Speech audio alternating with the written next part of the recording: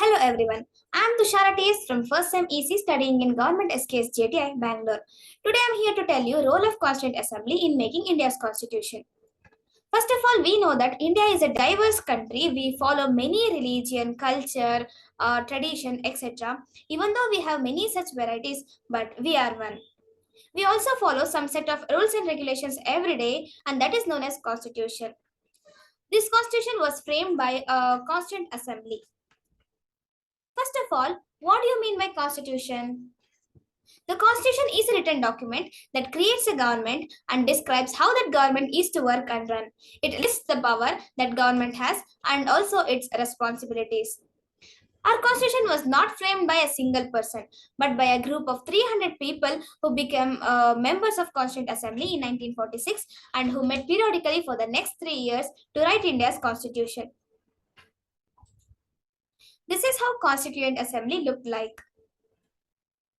The Constituent Assembly played an important role in framing India's constitution. The important members were Dr. B.R. Ambedkar, Rajendra Prasad, Vallabhbhai Patel, V.T. Krishnamachari, and many more. These members of our Constituent Assembly had a huge task before them. The country was made up of several different communities who spoke different language.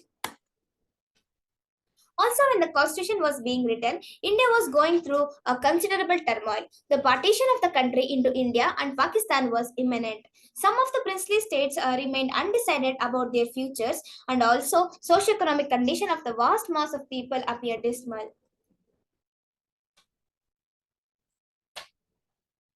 All of these issues played on the minds of members of Constituent Assembly and the drafted constitution. They rose to the occasion and gave the country a visionary document that reflects the respect for maintaining diversity while preserving national unity. The final document also reflects their concern for eradicating poverty through socio-economic reforms as well as emphasizing the crucial role that people can play in choosing their representative. Constituent Assembly appointed a total of 22 committees to deal with different tasks for constitution making. Drafting committees was headed by Dr. B.R. Ambedkar, Union Power Committee by Jawaharlal Nehru, Union Constitution Committee by Jawaharlal Nehru, Provincial Constitution Committee Vallabhbhai Patel, Rules of Procedure Committee Rajendra Prasad, States Committee Jawaharlal Nehru, Steering Committee Rajendra Prasad, Committee for Function of Constituent Assembly G.V. Mavlinkar. How Constituent Assembly framed India's constitution? The constitution took a significant amount of time to be framed. It also borrowed different aspects from various constitutions. However, widespread demands for an indigenous constitution meant that a lot of initial debates were about whether it would be wise to follow the model created by British. Undoubtedly, the biggest challenge facing the assembly was to create a political framework that would keep various committees and princely states happy in India and even prevent balkanization. Leadership of Indian Constituent Assembly.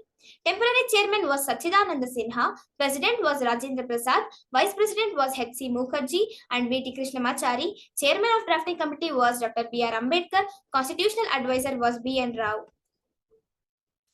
This is how structure of Indian Constituent Assembly looked like.